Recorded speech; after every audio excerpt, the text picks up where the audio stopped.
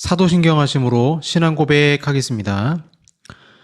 전능하사 천지를 만드신 하나님 아버지를 내가 믿사오며 그 외아들 우리 주 예수 그리스도를 믿사오니 이는 성령으로 잉태하사 동정녀 마리아에게 나시고 본디오 빌라도에게 고난을 받으사 십자가에 못 박혀 죽으시고 장사한 지 사흘 만에 죽은 자 가운데서 다시 살아나시며 하늘에 오르사 전능하신 하나님 우편에 앉아 계시다가 저리로서 산자와 죽은 자를 심판하러 오시리라. 성령을 믿사오며 거룩한 공예와 성도가 서로 교통하는 것과 죄를 사하여 주시는 것과 몸이 다시 사는 것과 영원히 사는 것을 믿사옵나이다. 아멘. 네, 찬송가 369자 죄짐 맡은 우리 구주 찬송합니다. 369장입니다.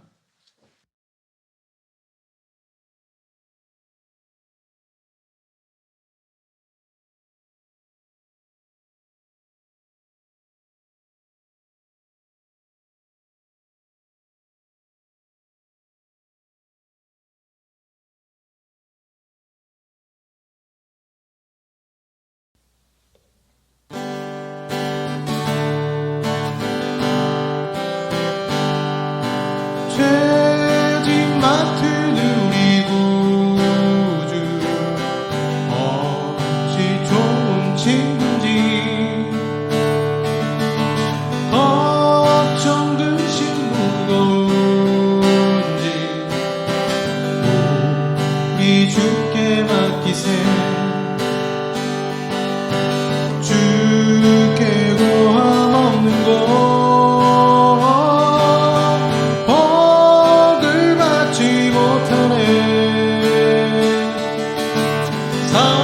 사람들이 어찌하여 아래 줄을 모를까 시험 걱정 모든 괴로 없는 사람 누군가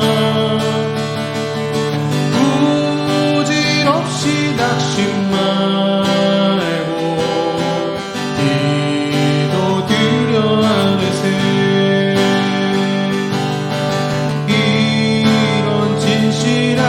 친구 찾아볼 수 있을까 우리 약함 아시오니 어찌 아니하리까 근심 걱정 무거운지 아니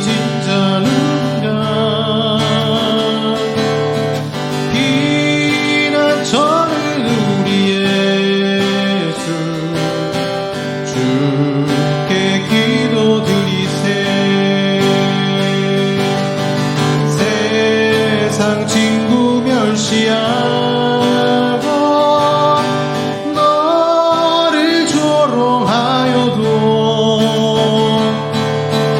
예수 품에 안기어서 참된 위로 받겠네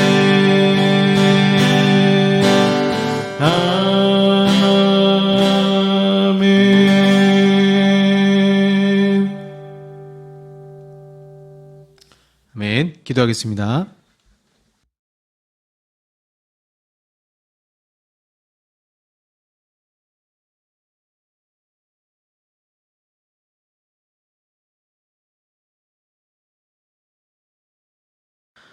한 주 동안도 우리의 삶 가운데 동행하시고 지켜주신 아버지 하나님 은혜 감사합니다.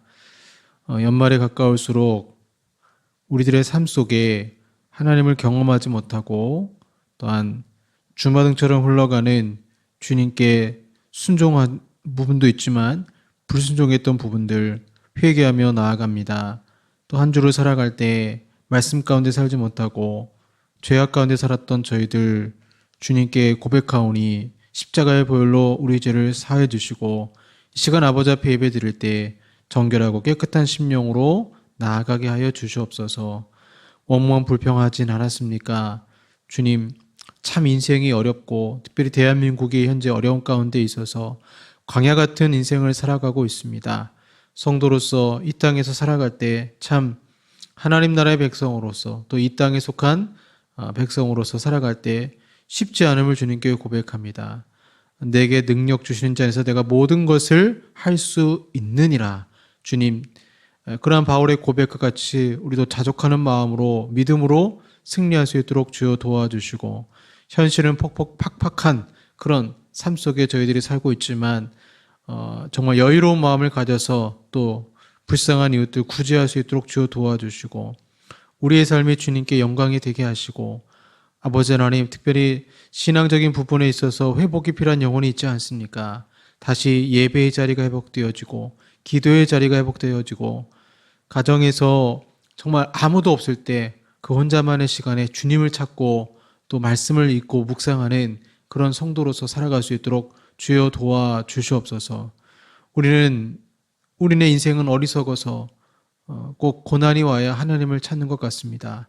그것이 아니라 고난이 올 때도 하나님을 찾고 또 평안할 때도 주님을 찾는 그런 믿음의 자녀들이 되게 하여 주시옵소서. 오늘도 주여 말씀 가운데 찾아와 주시고 하나님의 음성 듣기를 원하오니 그 말씀을 통하여서 우리 심령에 말씀하실 때 저희들 순종할 수 있도록, 아멘하며 순종할 수 있도록 주여 도와주시고, 특별히 참 사람들이 많이 마음이 흔들립니다. 흔들리는 마음이 정돈이 되어지고 평안한 가운데 주님 바라볼 수 있도록 역사하여 주시옵소서. 오직 예배 가운데 하나님 홀로 영광받아 주시옵소서. 이 모든 말씀 우리 주 예수 그리스도의 이름으로 기도하옵나이다. 아멘. 네, 성경 말씀 시편 62편 1절에서 12절까지 말씀입니다. 시편 62편 1절에서 12절까지 말씀입니다. 구약 성경 845쪽이 되겠습니다. 시편 62편 1절에서 12절까지 말씀입니다. 봉독하겠습니다. 나의 영혼이 잠잠히 하나님만 바라며 나의 구원이 그에게서 나오는도다. 오직 그만이 나의 반석이시요 나의 구원이시요 나의 요새이시니 내가 크게 흔들리지 아니하리로다. 넘어지는 담과 흔들리는 울타리 같이 사람을 죽이려고 너희가 일제히 공격하기를 언제까지 하려느냐? 그들이 그를 그의 높은 자리에서 떨어뜨리기만 꾀하고 거짓을 즐겨하니 입으로는 축복이요 속으로는 저주로다. 셀라. 나의 영혼아 잠잠히 하나님만 바라라. 무릇 나의 소망이 그로부터 나오는도다. 오직 그만이 나의 반석이시요 나의 구원이시요 나의 요새이시니 내가 흔들리지 아니하리로다. 나의 구원과 영광이 하나님께 있으며 내 힘의 반석과 피난처도 하나님께 있도다. 백성들아 시시로 그를 의지하고 그의 앞에 마음을 토하라. 하나님은 우리의 피난처시로다. 셀라. 아 슬프도다. 사람은 입김이며 인생도 속임수이니 저울에 달면 그들은 입김보다 가벼우리로다. 포악을 의지하지 말며 탈취한 것으로 허망하여지지 말며 재물이 들어도 거기에 마음을 두지 말지어다. 하나님이 한두 번 하신 말씀을 내가 들었나니 권능은 하나님께 속하였다 하셨도다. 주여 인자함은 주께 속하오니 주께서 각 사람이 행한 대로 갚으심이니이다. 아멘. 네, 오늘 위에서 보자라는 제목으로 말씀 나누도록 하겠습니다. 어지러울 때가 있죠. 그 어지러울 때가 잠을 못 자서 어지러울 때도 있고, 달팽이관이 갑자기 이 환경에 적응을 못해서 어지러울 때도 있죠. 여러 가지 이제 그 어지러움과 관련된 질병이 있더라고요. 이석증이 있습니다. 이석증, 이 평형 감각 장애가 생기잖아요. 그래서 이석증이 생기면 머리 위치를 바꿀 때마다 안진이라고 하죠. 눈동자가 흔들리고 또 이 안정한 내가 자세를 취해도 이 잔류안진이 남아 있어서 초점을 맞추기가 어렵습니다. 메니에르병이라는 것이 있죠. 눈앞이 핑핑 도는 듯한 회전감이 느껴지는 어지러움증을 말합니다. 그래서 이 메니에르병은 이명, 그다음에 이충만감, 청각장애 등의 문제가 같이 동반되는 경우가 많고, 이 다른 질병에 비해서 이 좀 장시간 지속되는 특징이 있다라고 합니다. 이독성이라는 게 있습니다. 어지럼증과 함께 이명이 동반된 증세죠. 삐 소리 날 때도 있는데, 이게 잘못하면 이제 심각한 청각 상실 위험이 있다라고 합니다. 전정신경염이라는 것이 있는데, 이건 특이하게도 이제 너무 어지러워서 구토, 구역을 할 수도 있다라고 해요. 그러나 이제 청각에 문제가 동반된 가능성은 적다라고 합니다. 이처럼 귀가 이상이 생기면 평행 감각 장애로 이어지고 어지럽거나 나중에는 청각이 상실될 수도 있습니다. 평행 감각이 굉장히 중요한 것이죠. 영적으로도 평행 감각 장애가 올 수 있습니다. 내 영혼이 감각을 잃어버리는 거예요. 그래서 중도를 지키거나 아니면 하나님과 의지해서 똑바로 걸어가야 되는데 똑바로 내 영이 똑바로 걷지 못하라는 것이죠. 귀가 이상이 생기면 평행 감각을 잃는 것처럼 영적으로도 우리가 하나님 앞에서 주님의 음성을 듣지 못하면, 다른 말로 기도도 하지 않고 예배도 드리지 않고 큐티도 하지 않고 삶 속에 정말 하나님과 내가 너무 관련 없이 살아가고 있다면, 또 우리 삶 속에 기도 응답이 없다면 우리는 세상을 향해서 어지러움증을 호소하고 인생에서 좌절하게 됩니다. 여러분, 마음이 흔들릴 때 어떻게 해결하십니까? 오늘 본문 이 시편 62편은 다윗이 마음이 흔들릴 때 정말 깊게 기도하고, 특별히 셀라라는 게 침묵이거든요. 하나님 말씀 묵상하고 침묵하는 가운데 그의 흔들리는 마음이 정돈되는 것을 보게 됩니다. 이 본문 시편의 배경은 정확하진 않습니다. 학자들은 여러 가지 이제 썰을 얘기하지만 공통적으로는 다윗이 큰 배신을 당했다라는 거죠. 그러니까 다윗의 인생을 보시면 믿었던 사람들에게 배신당한 적이 많아요. 가장 충격은 아들 압살롬이 쿠데타를 이룬 것 아니겠습니까? 그리고는 다윗의 인생 내내 계속 괴롭혔던 사람이 요압인데, 어떻게 보면 친척이잖아요. 믿을 만한 장군이고.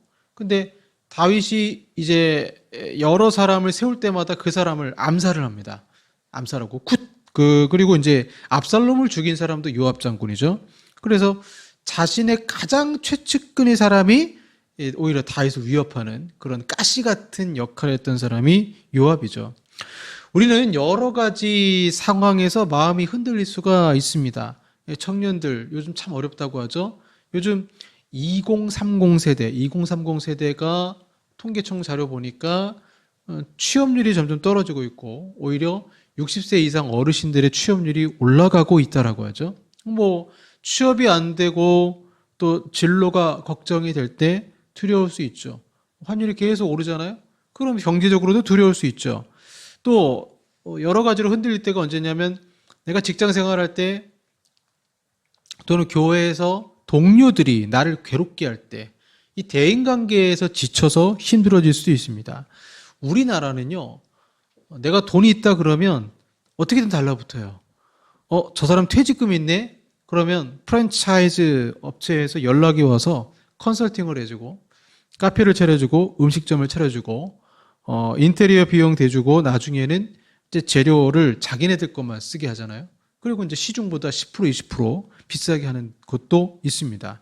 그래서 이제 꿈을 가지고 내가 이제 은퇴를 하면 아내와 함께 조그마한 카페를 꾸려서 살아야지 했는데, 그렇게 프랜차이즈업에 들어갔다가 거기는 거기대로 돈을 내야 되고, 임대료는 임대료로 내야 되고, 2년 동안은 어차피 계약을 했기 때문에 월세는 계속 빠져나가고, 하루 매출은 그들이 약속한 것과는 다르거든요. 그래서 이걸 자영업 좀비라고 하지 않습니까? 돈 좀 있다고 하면 소문이 돌아서 부동산에서 연락이 오고, 연락도 안 했던 친구가 주식 투자, 펀드 이런 것들에 대해서 투자를 권유하고 좋은 소식이 있다라고 얘기를 하죠. 그러다가 망합니다. 귀가 문제인 것입니다. 내 마음을 흔드는 소식에 마음을 뺏기고 인생이 돌이킬 수 없는 스트레스 상황이 펼쳐지는 것입니다.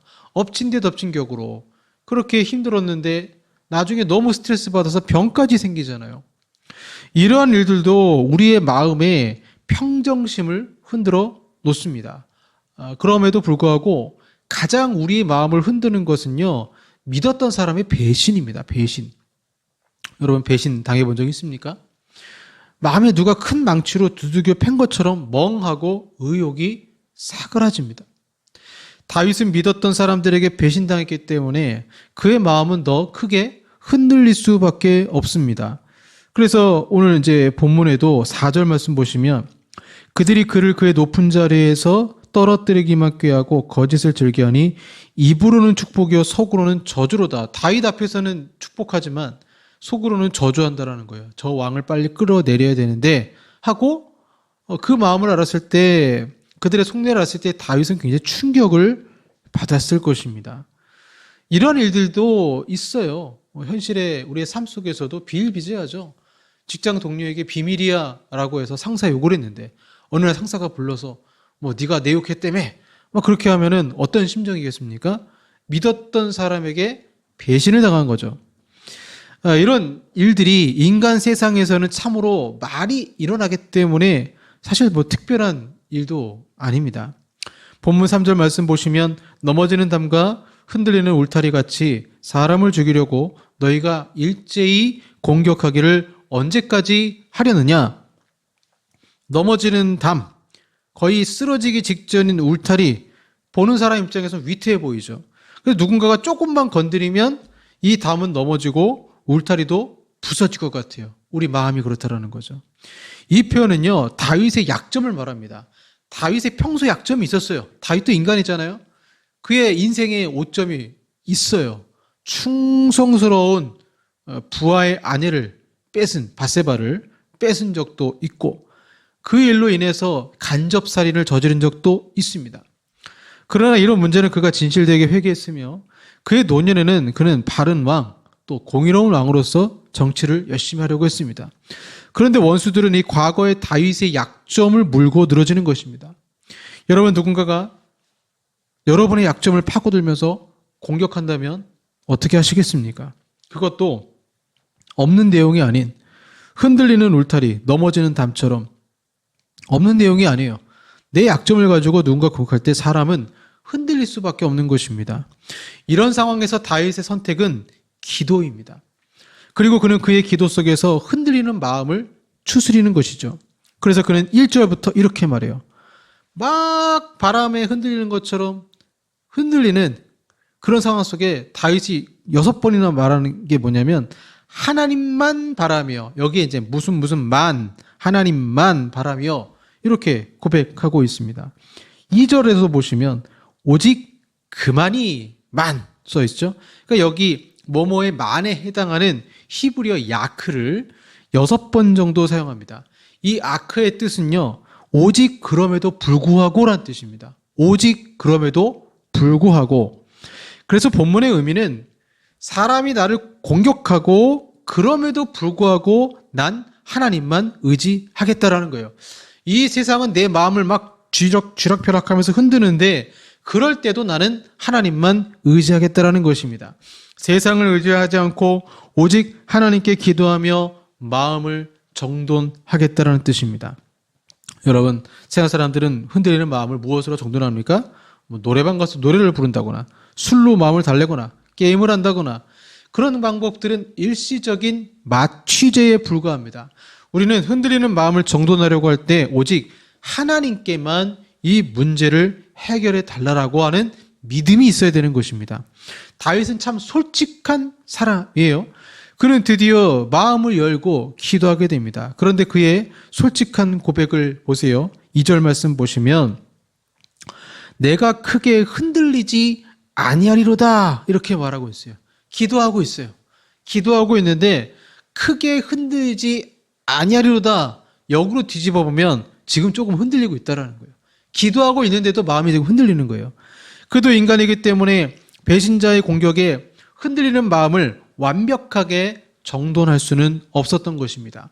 성군 다윗이라고 해도 심지어 그가 기도하는 중이라고 해도 그의 마음은 조금은 요동치고 있었다라는 것입니다. 그럼 마음이 요동친다는 것이 무엇일까요? 간단합니다. 기도하면서도 그 원수를 생각하면서 원수 같게 해달라고 저주 기도를 하는 거예요. 하나님, 저 사람이 날 괴롭힙니다. 하나님, 이렇게 내 인생이 이렇게 된 건 저 사람 때문입니다 라고 하면서 계속 그 대적자들을 향해서 미워하면서 기도하는 것이 흔들리는 그 다윗의 모습에서 드러날 수 있는 것이죠. 그래서 우리도 그렇게 생각에 점령당할 수 있어요. 나를 대적하는 자들을 생각하면 미워할 수밖에 없고, 우리의 생활 패턴은 언제부터인가 대적자들이 중심이 되어서 어떻게 변론할까, 어떻게 원수가 풀까, 이 생각에 인생을 허비하게 되는 것이죠. 4절에 높은 자리에 있는 다윗을 낮은 곳으로 내리려는, 곧 왕에서 쫓아내려는 그들의 움직임에 다윗도 인간이기에 기도하는 중이라도 흔들릴 수밖에 없는 것입니다. 사랑하는 여러분, 기도를 해도 흔들릴까요? 그럼 지금 내가 기도하는데 또 흔들립니까? 그럼 다시 기도하세요. 4절의 끝에 셀라가 나오잖아요. 셀라란 뭐냐면 쉽게 말하면 고요한 시간입니다. 침묵의 시간입니다. 흔들리는 마음을 정돈하지 못하고 다윗은 침묵의 시간을 갖습니다. 그리고 더 깊게 기도합니다. 그리고는 다윗은 동일한 고백을 5절과 6절에서 합니다. 나의 영혼아 잠잠히 하나님만 바라라. 그런데 2절 말씀에서 더 발전된 고백을 합니다. 2절에서는 크게 흔들리지 아니하리로다. 그런데 6절에서는 내가 흔들리지 아니하리로다. 조금 미동했던 다윗의 마음이 셀라, 침묵의 시간이 지난 다음에는 전혀 흔들리지 않았다라는 것입니다. 도대체 다윗에게 어떤 일이 있었길래 다윗은 전혀 흔들리지 않았을까요? 두 가지 정도 이유가 있습니다. 첫 번째는 다윗은 토설 기도를 했습니다. 그래서 8절 말씀 보시면 그의 앞에 마음을 토하라 이렇게 말하고 있어요. 그의 앞에 마음을 토하라. 저주하던 다윗, 복수하고 싶은 감정에 이성이 마비된 다윗이 솔직한 자신의 심정과 괴로움을 원수에게 퍼부는 것이 아니라 하나님 앞에 나 억울해요, 나 힘들어요, 이 상황 어떻게 해요? 라고 다 토설한 거예요. 자기 진짜 속마음을 얘기한 것입니다. 하나님 저는 그 사람을 죽이고 싶을 정도로 미워합니다. 하나님 원수 갖고 싶고 너무 억울합니다. 다윗은 억울한 마음을 하나님 앞에 다 토설합니다. 다 토해냈더니 그의 마음이 정돈되었던 것입니다. 그러니 마음이 여러분 흔들릴 때는 토설 기도를 하시길 바랍니다. 기도하면서까지 착한 증후군으로 그렇게 기도할 필요는 없는 것이죠. 두 번째로는 다윗은 이렇게 얘기합니다. 시시로 의지했다. 시시로 의지한 결과라는 거예요. 다윗은 8절에서 백성들에게 시시로 그분을 의지하라라고 말하고 있습니다. 다윗은 왕권을 이용해서 원수 갚지 않았고 그는 오히려 그런 상황에서 시시로 하나님을 의지했습니다. 그가 피난살이할 때 시므이가 아무리 저주해도 그는 원수 갚지 않았습니다. 그랬더니 재판장 앞에 다 토설기도를 한 결과 재판장이 판결을 내려주시고 그 원수를 물리쳐 주신 것입니다. 흔들리는 마음이 정돈된다는 것은 결국 다윗의 기도가 응답이 되었다라는 거죠. 다윗은 흔들리는 상황 속에서 인생의 큰 깨달음을 얻었습니다. 사람이 뭔가? 9절에 사람은 입김이며 인생도 속임수라고 고백합니다. 인간은 믿을 수 없는 존재이며 참을 수 없는 그 존재의 가벼움이 또한 그들은 그렇게 행동을 한다라는 것이죠. 또한 재물을 의지했다가 재물에 의해 인생이 망가지고 오직 하나님만 의지할 수 있음을 고백한 것입니다. 사랑하는 여러분, 흔들리는 마음을 정돈해야 돼요. 토설기도와 실제적인 기도 응답으로 우리는 배신자와 대적자가 등장해도 마음이 정돈될 수 있어요. 우리가 놓치지 말아야 될 것이 있습니다. 호랑이 굴에 들어가도 정신만 박자 차리면 살 수 있다라고 하잖아요. 상황, 환경이 중요한 것이 아닙니다. 그때 그 고난을 만날 때, 그 어려움 만날 때 중요한 것은 마음가짐입니다. 그리고 흔들릴 수밖에 없는 상황에서 우리는 흔들릴 수밖에 없는 사람을 의지하기 때문에 인생이 흔들리는 거예요. 이런 공식이 성립됩니다. 흔들리는 나, 흔들릴 수밖에 없는 존재들, 물질이나 사람이나 또 흔들리는 나, 잘못된 악순환이죠. 이제는 이 공식을 바꿔야 됩니다. 흔들리는 나, 흔들리지 않는 하나님, 그리고 마음의 평정을 되찾는 것이죠. 그래서 우리가 기도할 때 이렇게 토설 기도하고 실시로 하나님을 의지하면 더 고차원적인 기도를 하게 됩니다. 제가 요즘에 이제 동양 철학 고전을 읽고 있는데요. 참 내용이 좋더라고요. 뭐 동양 철학 고전 보면 장자도 있고 뭐 논어도 있고 있잖아요. 참 좋은 내용들이 많이 있었습니다. 그래서 이 동양 철학 고전에서 참으로 흔들릴 수밖에 없었던 상황에서 흔들리지 않은 사람을 대라면 장자를 들 수 있습니다. 장자. 그는 자연의 흐름대로 살기 원했고 웬만하면 스트레스 받지 않고 살려고 했습니다. 그래서 큰 관직을 주려고 해도 이 사람이 마다하고 자연을 즐기며 그렇게 산 사람이죠. 이 장자의 맨 처음에 나오는 이야기가 대붕이라는 이야기가 있습니다. 제가 그것대로 읽어드릴게요.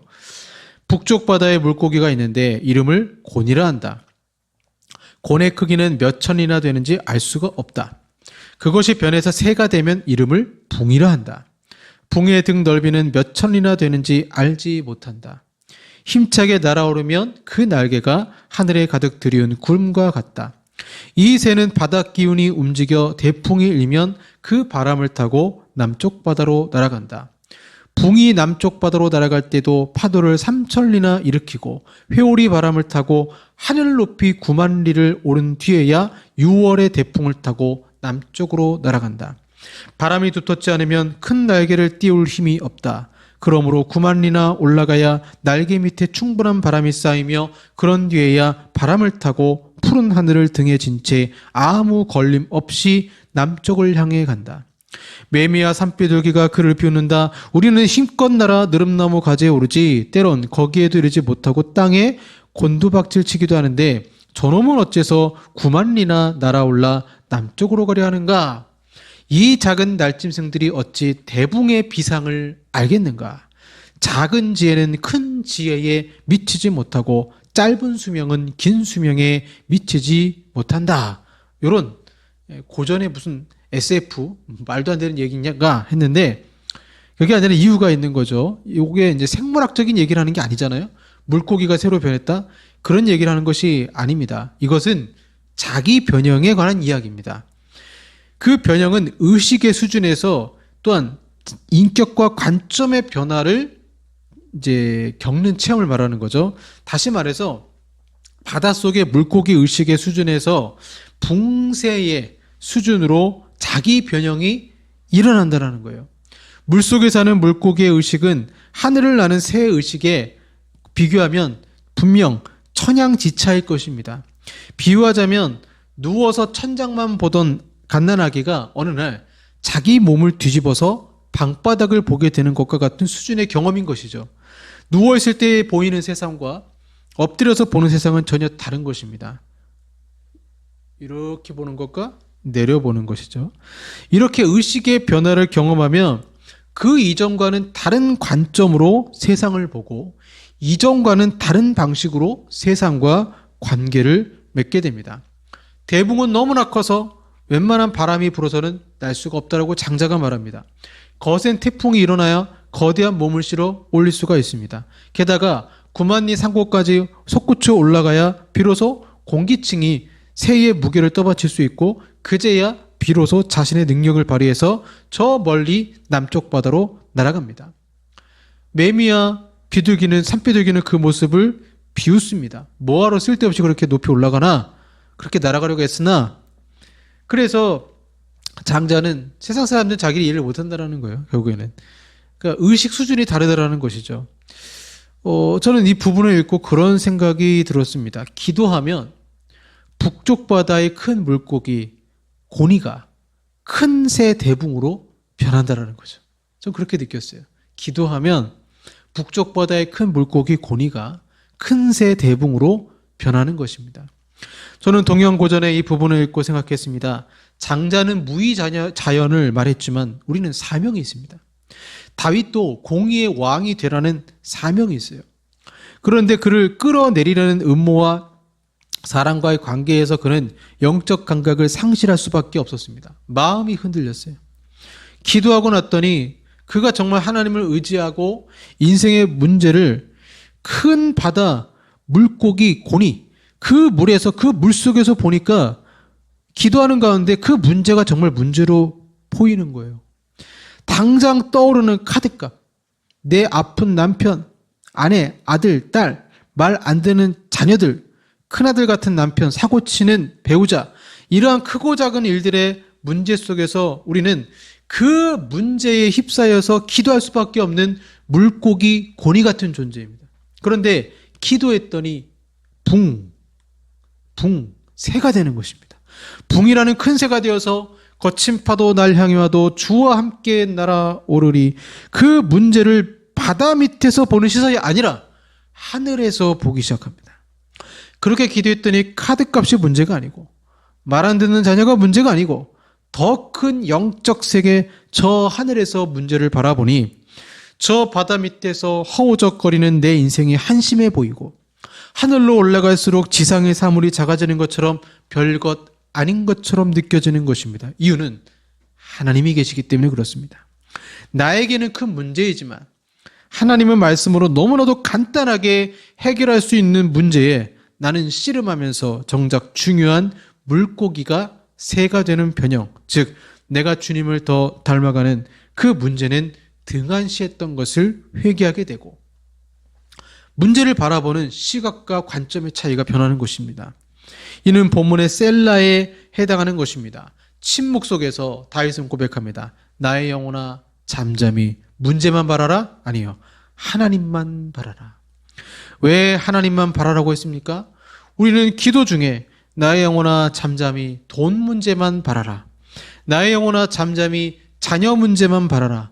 나의 영혼아 잠잠히 이렇게 하면서 현실적인 문제만 바라보면서 기도하고 있습니다. 그래서 기도하고 난 이후에도 여전히 마음 한구석이 아쉽고 슬픈 것입니다. 기도는 하나님을 바라는 것이지 문제를 바라는 것이 아니에요.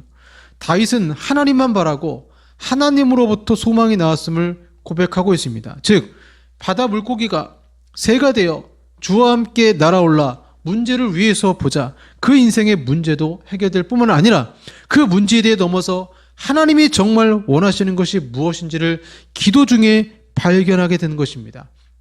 이것이 참된 기도 중에 우리가 경험하는 영적인 세계인 것입니다. 나는 돈 문제로 기도했는데 하나님은 더 큰 나의 문제를 지적하시고 하나님과 영적 친밀감을 가지라고 말씀하시는 것입니다.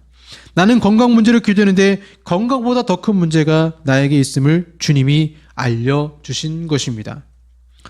그 동양 고전에 이런 말이 있더라고요. 주머니가 작으면 큰 것을 담을 수 없고 두레박줄이 짧으면 깊은 물을 기를 수 없다. 이게 무슨 뜻이겠습니까? 결국에는 하나님께 속한 사람은 하나님의 말씀으로 살아야 그 영이 살아나는 것입니다.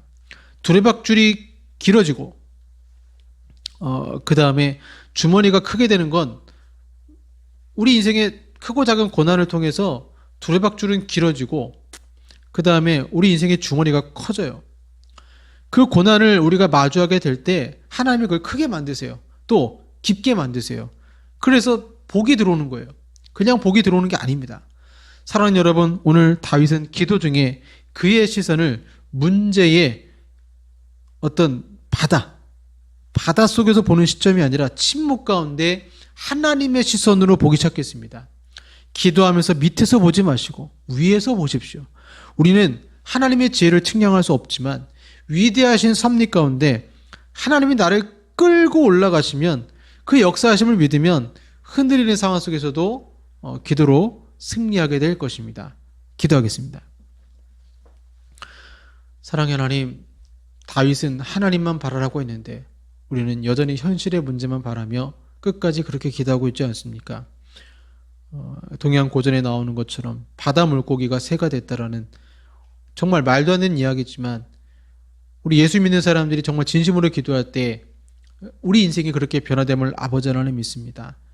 힘들고 어려운 그 상황 속에 우리 마음을 정돈시켜 주시고 수많은 사람들의 배신 속에서도 시시로 아버지 앞에 마음을 토할 때 그 마음 위로하시고 하나님의 능력으로 더딥혀 주시옵소서.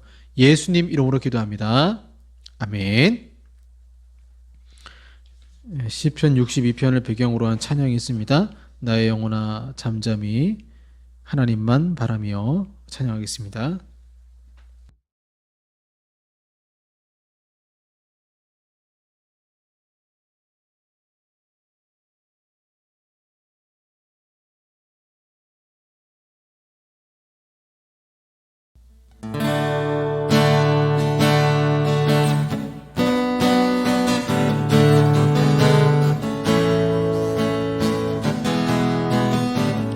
나의 영혼이 잠잠히 하나님만 바라며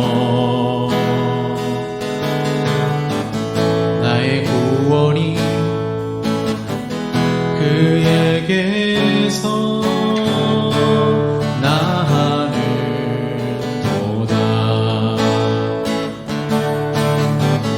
나의 영혼아 잠잠히 하나님만 바라라. 나의 소망이 저에게서 나는도다.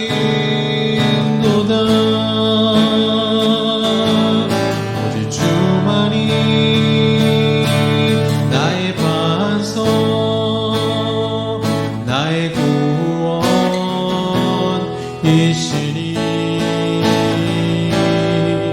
오직 주만이 나의 산성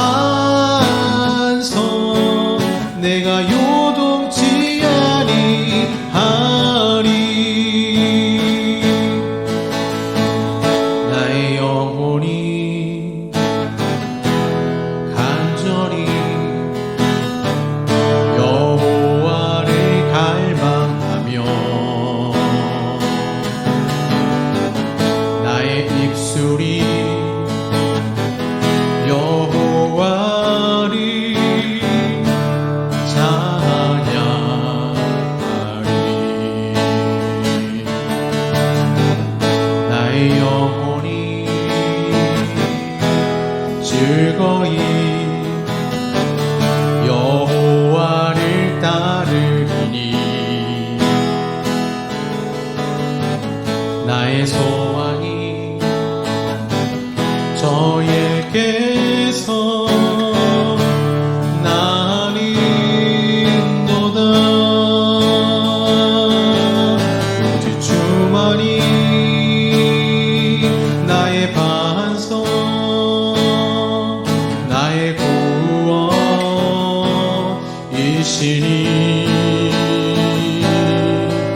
오직 주만이 나의 산성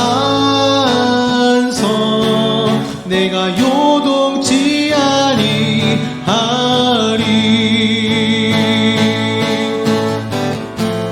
나의 구원 나의 영광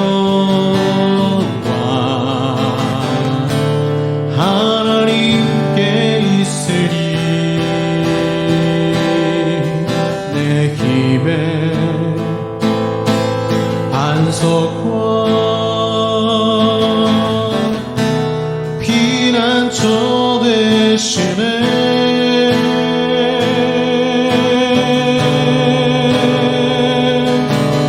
오직 주만이 나의 반석 나의 구원이시니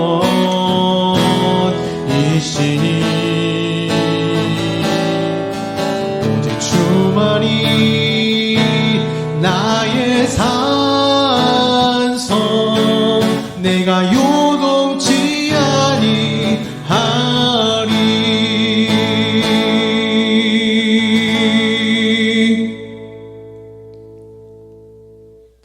기도하겠습니다.